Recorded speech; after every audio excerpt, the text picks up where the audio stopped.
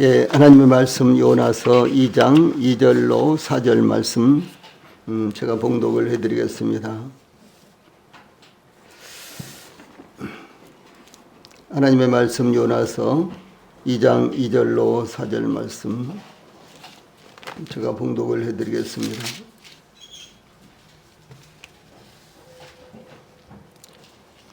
하나님의 말씀 요나서 2장 2절부터 4절까지입니다. 지금 읽겠습니다. 이르되 내가 받는 고난으로 말미암아 여호와께 불러 아뢰었더니 주께서 내게 대답하셨고 내가 수월의 뱃속에서 부르짖었더니 주께서 내 음성을 들으셨나이다. 주께서 나를 깊음 속 바다 가운데에 던지셨으므로 큰 물이 나를 둘렀고 주의 파도와 큰 물결이 다 내 위에 넘쳤나이다. 내가 말하기를 내가 주의 목전에서 쫓겨났을지라도 다시 주의 성전을 바라보겠다 하였나이다. 아멘. 요나서 2장은 요나의 기도를 기록하고 있는 이와 같은 말씀입니다. 그래서 이 그 음률이 아주 찬송과 찬송과 같이 아주 잘 이렇게 구성이 되어 있고 짜여 있습니다. 그래서 저희들이 읽을 때도 아주 편안하게 이렇게 읽을 수 있고, 그리고 그 내용도 저희들에게 아주 쏙쏙 이렇게 들어오는 이와 같은 말씀입니다. 자, 앞에 보시고 한번 같이 읽어봅시다. 시작. 이르되 내가 받는 고난으로 말미암아 여호와께 불러 아뢰었더니 주께서 내게 대답하셨고 내가 수월의 뱃속에서 부르짖었더니 주께서 내 음성을 들으셨나이다. 주께서 나를 깊음 속 바다 가운데에 던지셨으므로 큰 물이 나를 둘렀고 주의 파도와 큰 물결이 다 내 위에 넘쳤나이다. 내가 말하기를 내가 주의 목전에서 쫓겨났을지라도 다시 주의 성전을 바라보겠다 하였나이다. 아멘. 오늘은 요나서 2장 2절로 4절 말씀을 통해서 고난이 가져오는 유익, 이런 주제로 말씀을 전해드리겠습니다. 예, 우리는 요나서 2장을 시작하면서 고난이 이끈 기도라는 주제로 1절 말씀을 상고했는데 기억나실지 잘 모르겠어요. 한참 됐죠. 네, 기도는 성도들에게 일상적이어야 하는데 실은 그렇지 못한 형편입니다. 사도 바울은 쉬지 말고 기도하라 데살로니가전서 5장 17절 이렇게 가르쳤으며 주 예수님께서도 누가복음 18장 1절에서 항상 기도하고 낙망하지 말아야 할 것을 비유로 말씀하여 이렇게 비유를 들어서 가르치시기도 하셨습니다. 예, 니에미야는 또 니에미야서 1장 6절로 7절에서 직접 기도하는 이와 같은 말씀을 기록하고 있는데 아래에 있는 말씀 같이 읽어봅시다. 시작. 이제 종이 주의 종들인 이스라엘 자손을 위하여 주야로 기도하오며 우리 이스라엘 자손이 주께 범죄한 죄들을 자복하오니 주는 귀를 기울이시며 눈을 여시사 종의 기도를 들으시옵소서. 나와 내 아버지의 집이 범죄하여 주를 향하여 크게 악을 행하여 주께서 주의 종 모세에게 명령하신 계명과 율례와 규례를 지키지 아니하였나이다. 이렇게 회개하며 기도했습니다. 그래서 이 느헤미야는 자기 백성 이스라엘, 그러니까 귀환한 이스라엘 백성들을 위해서 대신해서 회개하고 또 그들을 위해서 기도하며 하나님의 간절한 긍휼을 원합니다. 라고 이렇게 기도하는 장면을 볼 수가 있습니다. 예, 이와 같은 기도의 장면을 통해서 저희들이 어떻게 기도해야 될 것인가, 누구를 위해서 기도해야 될 것인가, 이런 부분에 대해서 큰 교훈을 받을 수가 있습니다. 또 뿐만 아니라 예수님께서는 시몬 베드로에게 시몬아 시몬아 보라 사탄이 너희를 밀가부르듯 하려고 요구하였으나 그러나 내가 너를 위하여 내 믿음이 떨어지지 않기를 기도하였노니 너는 돌이킨 후에 내 형제를 굳게 하라. 이렇게 당부했습니다. 사탄은 이와 같이 예수님께서 지상에 계실 때 예수님의 수제자 시몬 베드로에게도 이와 같이 접근해서 미혹을 하고 그리고 실패하도록 이렇게 부추겼습니다.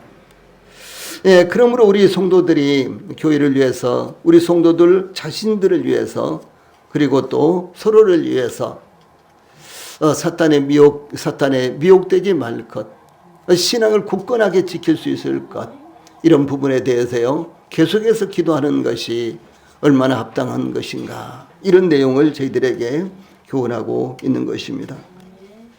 예수님께서도 십자가를 앞에 두시고 겟세마네 동산에서 베드로와 세베대의 두 아들을 데리고 가실새 고민하고 슬퍼하사 이에 말씀하시되 내 마음이 매우 고민하여 죽게 되었으니 너희는 여기 머물러 나와 함께 깨어 있으라 라고 마태복음 26장 37절과 38절에 기록된 대로 말씀하셨습니다. 또 예수님은 동산에 더 깊은 곳으로 들어가셔서 얼굴을 땅에 대시고 엎드려 기도하셨다, 이렇게 기록되어 있습니다. 예, 대부분 이 고난이 왔을 때 기도합니다. 그러나 즐겁거나 기쁜 일이 있을 때도 하나님께 감사하며 기도해야 하는 것입니다. 기도하지 않는 것은 기도의 중요성을 깨닫지 못하기 때문입니다. 또한 기도가 습관이 되지 않았기 때문입니다. 혹은 바쁘다는 핑계로 게으르기 때문에, 때로는 육신이 연약하기 때문에 기도하지 않는 경우도 있습니다. 우리는 기도해야 될 제목들을 많이 갖고 있습니다. 예, 그러므로 예수님께서 마태복음 26장 41절 등에서 시험에 들지 않게 깨어 기도하라. 그래서 시험에 들지 않기 위해서는 깨어서 기도해야 된다는 사실을 저희들에게 가르치시면서 기도하라고 이렇게 말씀하셨습니다. 또 누가복음 22장 40절에서는 유혹에 빠지지 않게 기도하라. 사실은 같은 말이죠. 시험, 유혹, 이렇게 말씀하셨습니다. 이와 같이 성도들에게 기도는 반드시 해야 되는 아주 필수적인 것입니다. 우리 성도님들, 예배가 얼마나 중요한지 우리가 알고 있지 않습니까? 예배를 드리는 것은 모든 일보다도요 더 우선적인 거예요. 예, 주님의 명령입니다. 그리고 믿음의 사람들의 가장 기본적인 신앙생활의 표현입니다. 이와 같이 기도는 모든 성도들이 때를 얻든지 못 얻든지 또 좋든지 굳든지 간에 항상 기도해야 될 이와 같은 부분이다라는 사실을 말씀하고 있는 것입니다. 이 본문을 통해서 제일 먼저 2절에는 요나가 고난의 현장에서 기도하고 있는 내용이 담겨져 있습니다. 요나는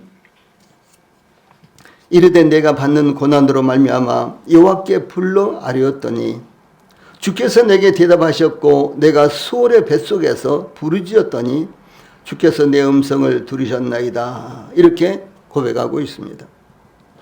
고난은 하나님을 찾게 되고 하나님께 기도하게 되고 하나님 앞으로 인도하는 역사를 이루는 것입니다. 고난이 없는 사람은 인생을 깊이 생각하지 않습니다. 고난이 없는 사람은 인생에서 꼭 배워야 할, 꼭 필요한 것을 배우지 못합니다. 이 고난은 위대한 진리를 가르쳐 주는데 그러나 고난을 통해서 배운다는 것은 너무나도 어려운 일이며 배우기가 쉽지 않습니다. 그런데도 만일 고난을 통해서 바르게만 받아들인다면 그것은 큰 축복으로 인도하는 위대한 진리가 된다라는 사실입니다. 어떤 사람들에게는 고난이 순간적으로 왔다가 순간적으로 지나갑니다. 그러나 또 어떤 사람에게는 어떤 고난이 평생 이어지기도 합니다. 요나가 당한 고난은 비록 요나가 불순종함으로 닥친 고난이었지만 그 고난은 죽음과 같은 견디기 어려운 상황에 처한 고난이었습니다. 그는 고난을 전혀 예상하지 못했습니다. 그러므로 고난에 대처하기 위한 준비도 전혀 없었습니다. 요나서 1장에는 요나가 고민한 흔적도, 기도한 흔적도 나타나지 않습니다. 우리에게도 어느 날 갑작스럽게 고난이 올 수 있습니다. 왜 나 같은 사람이 이런 고난을 당해야 하는가 하고 하나님을 원망할 수도 있는 것입니다. 그러므로 어떤 사람은 이 조정민 씨라는 분이요, 고난이 선물이다 라고 하는 책에서 우리 인생 가운데 고난이 면제된 사람은 없다. 피할 수 없는 고난이라면 어떻게 해야겠는가? 고난은 해답을 요구하는 것이 아니라 뚫고 이겨낼 의지를 요구한다. 이렇게 썼습니다. 또한 고난은 이 성도들에게 하나님께로 몰아가는 수단이 될 수 있습니다. 이 하나님께서 선지자 호세아를 통해서 호세아 5장 15절에서 그들이 그 죄를 뉘우치고 내 얼굴을 구하기까지 내가 내 곳으로 돌아가리라. 그들이 고난받을 때에 나를 간절히 구하리라. 이렇게 말씀하고 있습니다. 이 야고보서 1장 2절로 4절에서 자, 아래에 있는 말씀 같이 읽어봅시다. 시작. 내 형제들아, 너희가 여러 가지 시험을 만나거든 온전히 기쁘게 여기라. 이는 너희 믿음의 시련이 인내를 만들어내는 줄 너희가 알미라. 인내를 온전히 이루라. 이는 너희로 온전하고 구비하여 조금도 부족함이 없게 하려 함이라. 이렇게 증가하고 있습니다. 여기 시험, 인내 같은 의미로 사용되었습니다. 그러므로 이와 같이 고난은 이 성도들을 주님께로 돌아가게 하며 또한 고난을 받을 때 기도를 통하여 우리들을 주님께로 가까이 한다라는 사실을 말씀하고 있는 것입니다. 이 요나는 내가 받는 고난으로 말미암아 여호와께 불러 아뢰었더니 이렇게 이제 2절을 시작하고 있는데, 요나도 이와 같이 자기에게 닥친 고난으로 인해서 하나님을 불렀습니다. 그러므로 고난이 닥칠 때 그 고난을 이기기 위해서는 우리가 먼저 하나님 앞에서 자신을 검토해 보아야 하는 것입니다. 왜 고난이 임했는가? 하나님께서 이 고난을 허락하신 이유가 무엇인가? 이와 같이 고난이 올 때 하나님을 찾으며 또한 고난이 온 이유를 깨닫게 된다면 하나님께 기도하게 되는 것입니다. 그러므로 먼저 중요한 것은 우리들에게 고난이 왔을 때 낙심하지 말고 먼저 하나님께서 고난을 허락하신 이유가 무엇인지, 또한 우리가 고난을 받아야 될 이유가 무엇인지를 찾아야 한다라고 하는 것입니다. 그런데 대부분의 성도들은 이 고난이 올 때 먼저 낙심하고 고난이 올 때 먼저 여러 가지 부정적인 이와 같은 생각에 사로잡히게 된다라고 하는 것입니다. 그러나 고난은 하나님께로 인도하는 마치 길과 같고, 또 뿐만 아니라 하나님께서 저희들에게 이 복을 주시기 위해서 예비한 이와 같은 것과 같기 때문에 고난이 왔을 때 우리가 낙심하지 말고 하나님을 찾아야 된다라고 하는 사실입니다. 바로 요나가 그렇게 했던 것입니다. 그러므로 2절을 여기에 좀 분석해 보면요, 요나는 내가 여호와께 불러 아뢰었더니 주께서 내게 대답하셨고 내가 수월의 뱃속에서 부르짖었더니 주께서 내 음성을 들으셨나이다. 이렇게 고백했습니다. 이 말씀을 좀 더 자세히 살펴보면요, 이 중요한 부분을 살펴보면 내가 아뢰었더니 대답하셨고 또 내가 부르짖었더니 들으셨나이다. 이렇게 나타나고 있습니다. 이와 같이 하나님은 하나님의 백성들이 고난 가운데 부르짖을 때 들으시고 응답하시는 분이십니다.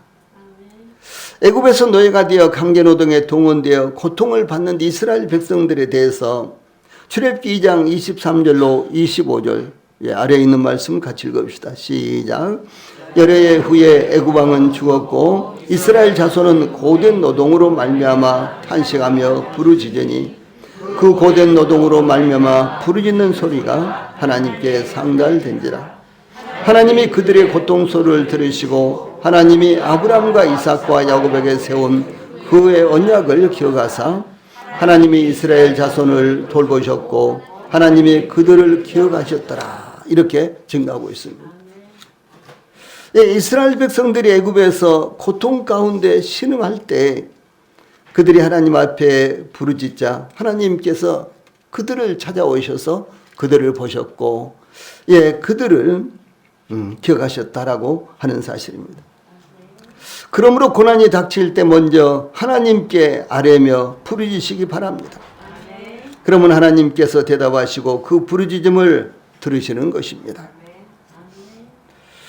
여기 본문에서 내가 받는 고난으로 말미암아 여호와께 불러 아뢰었더니와 그 다음에 또 내가 수월의 뱃속에서 부르짖었더니 라는 말씀, 그 다음에 또 1절에서 요나가 물고기 뱃속에서 그의 하나님 여호와께 기도하여, 이런 말씀들은 모두가 다 같은 의미를 다른 표현으로 요나가 고난으로 인해서 하나님께 기도했다는 것을 반복해서 강조한 것입니다. 이것을 3번이나 조금 다른 표현으로 이렇게 반복해서 말씀하고 있는 것입니다. 요나가 받는 고난은 소의 뱃속과 같았으며 또한 그것은 물고기 뱃속이었던 것입니다. 이와 같이 우리들도 고난이 올 때 하나님께 반복해서 기도해야 하는 것입니다. 혹은 하나님의 응답이 늦어진다면 하나님께서 대답하시고 우리의 부르짖음을 들으실 때까지 계속해서 기도해야 한다라는 것을 가르치고 있는 것입니다. 어떤 본문에서 수월의 뱃속에서는 무덤의 깊은 곳에서, 이 똑같은 말인데 이렇게도 번역이 가능합니다. 이 수월은 무덤이라고 일반적으로 이렇게도 번역이 되어 있고요. 그런가 하면 또 수월은 죽음 후에 영혼들이 들어가는 음부라고도 이렇게 번역이 되어 있습니다. 그러나 요나가 죽었다는 것이 아니라 죽은 것이나 다름없는 상황이 되었다는 것을 의미합니다. 수월은 무덤을 의미합니다. 그러므로 요나는 절망적인 상황에 처해 있었기 때문에 낙심할 수밖에 없는 상황인데도, 또한 죽은 것이나 다름없는 상황인데도 하나님을 불러 부르짖었다라고 하는 것입니다. 그때 하나님께서 대답하셨으며 부르짖는 음성을 들으셨던 것입니다. 그러므로 우리 성도들도 어떤 경우에도 낙심하지 말고 하나님께 부르짖고 기도하시기 바랍니다. 하나님은 부르짖는 하나님의 백성들의 기도를 외면하지 않으십니다. 주 예수님께서 산상수훈에서 마태복음 7장 11절에 너희가 악한 자라도 좋은 것으로 자식에게 줄 알거든 하물며 하늘에 계신 너희 아버지께서 구하는 자에게 좋은 것으로 주시지 않겠느냐, 이렇게 말씀하셨습니다. 그러므로 우리의 기도를 외면하지 않으신 하나님을 의지하고 부르짖고 기도하시기 바랍니다. 두 번째로 3절에서는 절망 가운데서의 기도하는 요나의 모습이 나타나고 있습니다. 모든 상황들이 절망적으로 보일 때 그럴지라도 우리는 끝까지 믿음의 고삐를 놓지 말고 하나님께 기도해야 한다라고 하는 것입니다. 이 선지자 요나는 주께서 나를 깊음 속 바다 가운데 던지셨으므로 큰 물이 나를 둘렀고 주의 파도와 큰 물결이 내 위에 넘쳤나이다, 이렇게 고백하고 있습니다. 요나는 하나님의 뜻에 불순종함으로 고난이 그에게 임했습니다. 그 고난은 폭풍이 몰아치는 바다에 던져졌으며 바다에 던져지자마자 큰 물고기가 요나를 삼켜버린 것을 의미합니다. 요나는 폭풍이 몰아치는 바다에 던져졌을 때 아마도 그는 이제 죽었다고 생각했을 것이며, 더구나 큰 물고기가 그를 삼켜버릴 때 더욱이 그것이 마지막이라고 생각했을 것입니다. 그야말로 아주 절망적이었다는 것이죠. 그러나 요나는 큰 물고기 뱃속에서도 하나님께 부르짖어 기도했는데 그 절망적인 상황을 이렇게 고백하고 있는 것입니다. 큰 물고기 뱃속에서도 기도했다. 그렇다면 우리 성도들이 기도할 수 없는 상황이 무엇이겠습니까? 큰 물고기 뱃속에서도 기도했어요. 그렇다면 우리 성도들이 기도할 수 없는 상황은 무엇이겠느냐는 거죠. 없습니다. 그러므로 저희들이 어떤 상황에서든지 하나님께 기도해야 된다라고 하는 것입니다. 그 기도가 저희들의 고난을, 저희들의 문제를 해결해 주고 이길 수 있게 하기 때문에 그렇습니다. 요나는 주께서 나를 기쁨 속 바다 가운데 던지셨으므로 이렇게 고백했는데요. 주께서 나를 바다에 던지셨다. 이렇게 지금 고백하고 있는 것입니다. 그런데 요나를 바다에 던졌던 것은 요나의 자원함에 의한 사공들이었습니다. 요나는 사공들에게 요나서 1장 12절에 나를 들어 바다에 던지라. 그래야만 바다가 너희를 위하여 잔잔하리라. 이렇게 요구했습니다. 그러나 사공들은 선뜻 요나를 곧바로 바다에 던지지 못하고 노를 저어 배를 육지에 닿게 하려고 배를 육지에 돌리고자 했으나 그렇게 하지 못했습니다. 바다가 더욱 흉흉함으로 그들의 의도대로 배를 육지에 닿지 못하게 되므로 1장 14절에 보면은 여호와여 구하고 구하오니 이 사람의 생명 때문에 우리를 멸망시키지 마옵소서 이렇게 부르짖으며 요나를 바다에 던졌습니다. 그런데 선지자 요나는 하나님께서 자신을 바다에 던지셨다고 고백하고 있습니다. 요나가 이와 같이 자신이 바다에 던져진 것은 하나님의 뜻이었으며 하나님께서 그렇게 역사하신 것이라고 요나는 받아들였던 것을 의미합니다. 그러므로 요나는 자신에게 역경을 허락하시고 역경을 주신 분이 바로 하나님이시며 바로 그 하나님을 향하여 기도하고 있는 것입니다. 요나는 요나와 같이 고난이 하나님께로부터 왔다는 것을 받아들이는 것은 대단히 훌륭한 신앙이요. 또한 그 하나님께 기도하는 것은 우리의 고난과 회복의 근원이 하나님이시라는 것을 믿는 민으로부터 나온 것입니다. 사실 유혹은 사단으로부터 옵니다. 그러나 하나님께서 허락하지 아니하시면 올 수가 없습니다. 그러므로 유혹을 받든지 미혹을 받든지 시련이 오든지 아니면은 고난이 오든지 어떤 상황에서든지 먼저 하나님을 찾아 기도해야 된다라는 사실을 말씀하고 있는 것입니다. 또 요나는 큰 물이 나를 둘렀고 주의 파도와 큰 물결이 다 내 위에 넘쳤나이다. 3절 후반절에 이렇게 고백한 것은 자신이 겪고 있는 모든 고난이 하나님께로부터 왔다는 것을 시인하는 것입니다. 큰 물이 나를 둘렀고와 주의 파도와 큰 물결이 다 내 위에 넘쳤나이다. 이것도 동일한 의미로 그가 당하고 있는 고난이 크다는 것을 강조하는 표현입니다. 그러므로 여기에 주의 파도라는 말이 나오죠. 주의 파도. 이 주의 파도는 파괴자들을 의미하는 것으로 요나가 자기에게 닥친 하나님의 징계가 대단히 큰 파괴력을 지니고 있음을 실감하고 있다라고 하는 것입니다. 그래서 이 폭풍이 그리고 그가 바다에 던져진 것이 모두 다 하나님께서 허락하신 일이고 하나님에 의해서 된 일이라고 이렇게 지금 고백하고 있는 것입니다. 고라자손은 시편 42편 7절에서 주의 폭포 소리에 깊은 바다가 서로 부르며 주의 모든 파도와 물결이 나를 휩쓸었나이다 라고 이 고라자손은 자기들이 겪은 고난에 대해서 이렇게 표현하고 있습니다. 이게 주의 폭포 소리와 같은 인위적으로 감당할 수 없는 큰 고난을 표현하고 있는데 고라자손이 그리고 요나가 지금 그렇게 이제 고백하고 있는 것입니다. 이 선지자 요나가 이와 같이 하나님으로부터 온 고난을 피할 수 없다는 것을 고백하는 것은 절망적인 상황에서도 하나님을 향하여 기도하는 것을 의미합니다. 그러므로 고난이 우리를 낙심하게 할지라도 그 고난의 문제를 해결하실 분은 오직 하나님이시다라고 하는 것입니다. 그러므로 어떤 상황에서든지 하나님을 바라보는 믿음에서 벗어나서는 안 된다는 것을 가르치고 있는 것입니다.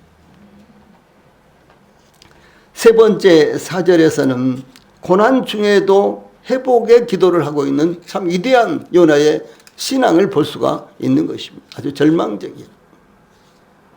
벗어날 길이 없어, 피할 길이 없어. 이런 상황에서도 하나님께서 나를 회복시켜 주실 것이라고 이렇게 믿는 신앙, 이런 신앙이야말로 그리스도인만이 가질 수 있는 위대한 신앙이다라고 하는 사실입니다. 우리가 견뎌내야 되는 이와 같은 고난을 이 좋아하는 사람은 단 한 사람도 없습니다. 이 고난을 좋아하는 사람 한 사람도 없습니다.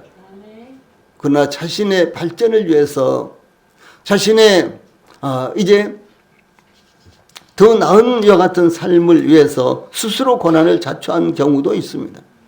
그러나 그것을 좋아할 사람은 아무도 없습니다.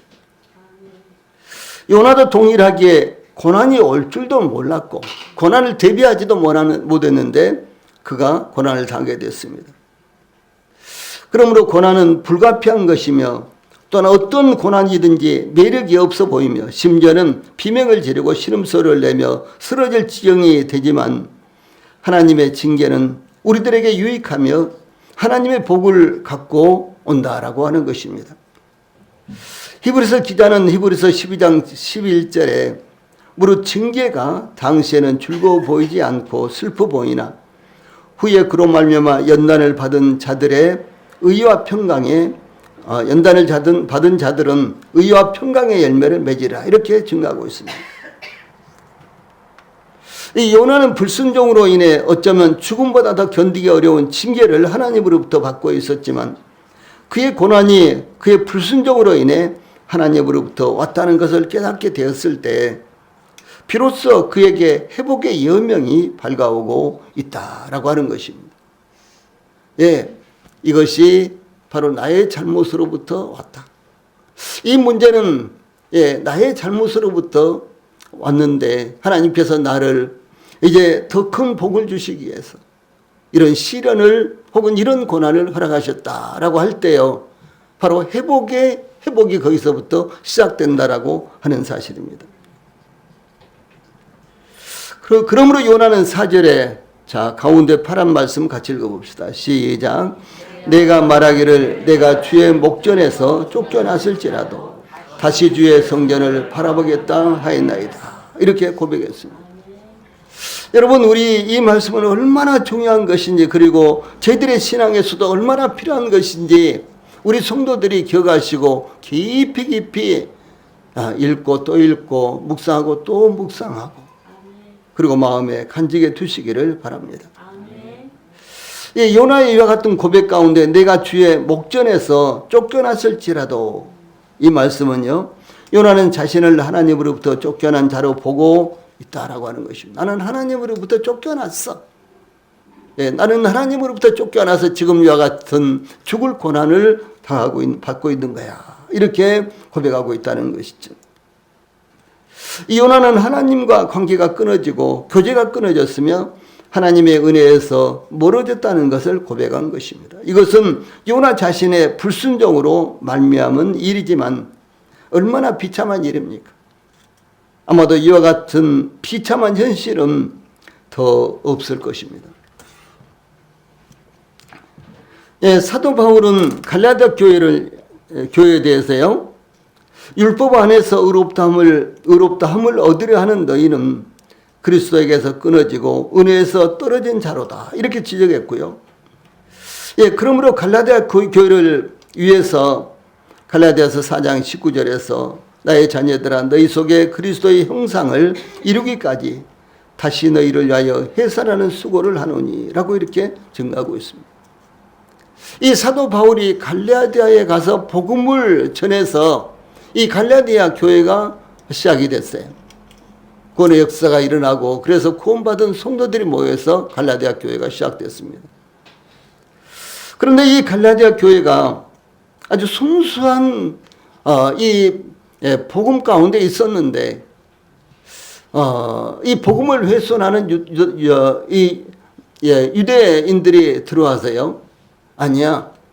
믿음으로만 구원받는 것이 아니야. 예수 그리스도의 십자가의 구속을 그 대속을 믿음으로만 구원받는 게 아니고 할례도 받아야 돼. 계명도 지켜야 돼. 이렇게요. 이제 가르치자. 이 갈라디아 사람들이 갈라디아 교회가요. 그래? 그러면서 할례를 받기 시작하고 율법을 지키기 시작했습니다. 그게 아니었다는 사실이죠. 그래서 사도 바울이 지금 여기에서요, 너희 속에 그리스도의 형상을 이루기까지 다시 너희를 위하여 해산하는 수고를 하느라. 내가 갈라디아에 가서 복음을 전하기 위해서 그때 고통받고 고생하고, 그래도 그러던 일을 내가 반복해서 하지 않으면 안 되겠다라고 이렇게 표현을 하고 있는 것입니다. 또 우리 주님은 에베소 교회를 향해서요. 자, 여기 밑에 있는 말씀 같이 읽어봅시다. 시작. 그러나 너를 책망할 것이 있나니 너의 처음 사랑을 버렸느니라. 그러므로 어디서 떨어진 것을 생각하고 회개하여 처음 행위를 가지라. 만일 그리하지 아니하고 회개하지 아니하면 내가 내게 가서 내 촛대를 그 자리에서 옮기리라. 이렇게 책망을 했습니다. 문제의 원인을 파악을 해야지만 회복될 수 있다라고 하는 사실을 말씀하는 것입니다. 또한 라오디가 교회를 향해서는 요한계시록 3장 15절 16절에서 내가 내 행위를 아노니 내가 차지도 아니하고 뜨겁지도 아니하도다. 내가 차든지 뜨겁든지 하기를 원하노라. 내가 이같이 미지근하여 뜨겁지도 아니하고 차지도 아니하니 내 입에서 너를 토하여 버리리라. 이렇게 지적을 했습니다. 믿는 것인지 믿지 않는 것인지, 구원받은 것인지 구원받지 못한 것인지 전혀 분간이 안 될 정도로요. 이런 모습이라는, 신앙이 이런 모습이라는 것이죠. 그래서 사도 바울이 차든지 덥든지 하라 라고 이렇게 권했습니다. 이와 같이 라오디아 교회는 자신들이 차지도 아니하고 뜨겁지도 아니한 것, 믿음이 있는 것인지 믿음이 없는 것인지도 분간이 안 될 정도의 이런 상태에 있었는데요. 더 불행한 것이 무엇인고는 그 다음에요. 내가 말하기를, 라오디아 교회가 말하기를 나는 부자라 부유하여 부족한 것이 없다 하나 내 곤고한 것과 가련한 것과 가난한 것과 눈먼 것과 벌거벗은 것을 알지 못하는도다. 요한계시록 3장 17절 말씀입니다. 그리고 가장 불행한 것은 라오디아 교회는 스스로 그 사실을 알고 있지 못한다고 하는데 있는 것입니다. 저희들이 신앙이 좀 나태해지고 저희들의 신앙이 힘을 잃고 그럴 수도 있습니다. 근데 그 사실을 저희들 스스로 알고 있지 못하다면 그만큼 불행한 것은 없다라고 하는 것이죠. 사업을 하는데 이 사업이 좀 잘 안 될 때도 있습니다. 그리고 문제가 이제 사업의 문제가 아주 결정적인 문제가 이제 들어올 수도 있습니다. 그런데 사업을 운영하는 사람이 그 사실을 알지 못한다면 어떻게 되겠어요? 아니 병이 있는데 그 병이 있는지를 모르면 어떻게 되겠어요? 그만큼 불행한 일은 없는 것입니다. 그렇죠? 네. 그래서 기회를 잃어버리고 시기를 잃어버려서 문제가 발생하게 되고 결국은 문제가 크게 일어날 수가 있다라고 하는 사실입니다. 이 동일하게 저희들의 신앙도 저희들의 신앙의 현재 상태를 알고 있어야지만 저희들이 회복할 수 있다라고 하는 사실을 이렇게 말씀하고 있는 것입니다. 그런데 타락한 성도들 혹은 여기 라오디아 교회처럼 미지근하고 차지도 않고 덥지도 않는 이런 신앙을 가진 성도들은 대부분이 그 사실을 스스로 깨닫지 못하고 있고요. 또 뿐만 아니라 하나님 앞에서 잃어버려진 상태를 깨닫지도 고백하지도 않는다는데 큰 불행이 있다라고 하는 사실입니다. 그러나 중요한 것은 선지자 요나는요, 그 사실을 깨닫고 지금 고백하고 있는 것입니다. 그러므로 선지자 요나는 내가 주의 목전에서 쫓겨났을지라도, 자신이 하나님으로부터 쫓겨난 자다. 그래서 나는 지금 이런 죽을 고난을 받고 있다, 당하고 있다. 라는 사실을 이 요나는 알고 있었다는 사실이죠.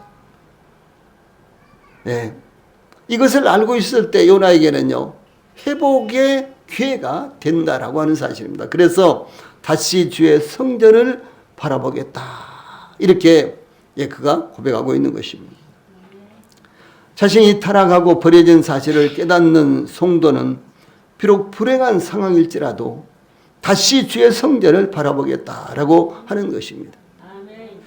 그러므로 참된 회복과 신앙은 비록 타락하고 버려지고 쫓겨났을지라도 다시 주의 성전을 바라보는 것입니다. 거기로부터 하나님의 은혜가 쏟아지며 하나님과의 교제가 회복되며 하나님과의 관계가 다시 회복되기 시작하는 것입니다. 그러므로 우리 모든 성도들은 시시때때로 하나님의 말씀의 거울로 자신을 점검하는 것부터 시작해야 되는 것입니다. 그래서 하나님의 말씀을 읽으실 때, 하나님 말씀을 들으실 때 그 말씀에 우리 성도들의 신앙을 비춰보십시오. 오늘 전해진 말씀은 정말 딱 나를 위해 사신 말씀이다. 이렇게 적용이 된다면요, 이거 얼마나 놀라운 일입니까? 성경을 읽으면서도 이 대목은 정말 나를 위해서 하나님께서 이렇게 기록해 놓으셨구나. 이렇게 만약에 마음 가운데 깨달아지고 그것이 그 말씀에 와서 닿는다면은 그것은 참 놀라운 일입니다. 하나님은 그와 같은 역사를 위해서 하나님의 말씀을 저희들에게 주셨고 또 하나님 말씀을 듣게 하시는 것입니다. 그러므로 우리 성도들에게 하나님 말씀이 거울이 되어야 되는 것입니다. 그래서 우리 성도들에게 이 말씀이 나에게 무엇을 말씀하고 있는가요? 이 말씀이 지금 말씀하고 있는 것은 나와 어떤 관련이 있는가, 이것을 비춰보아야 된다라고 하는 사실이죠. 그래서 우리 성도들이 시시때때로 하나님의 말씀의 거울로 자신을 점검함으로 이 회복의 기회로 삼으시기 바랍니다. 찬송 부르시겠습니다.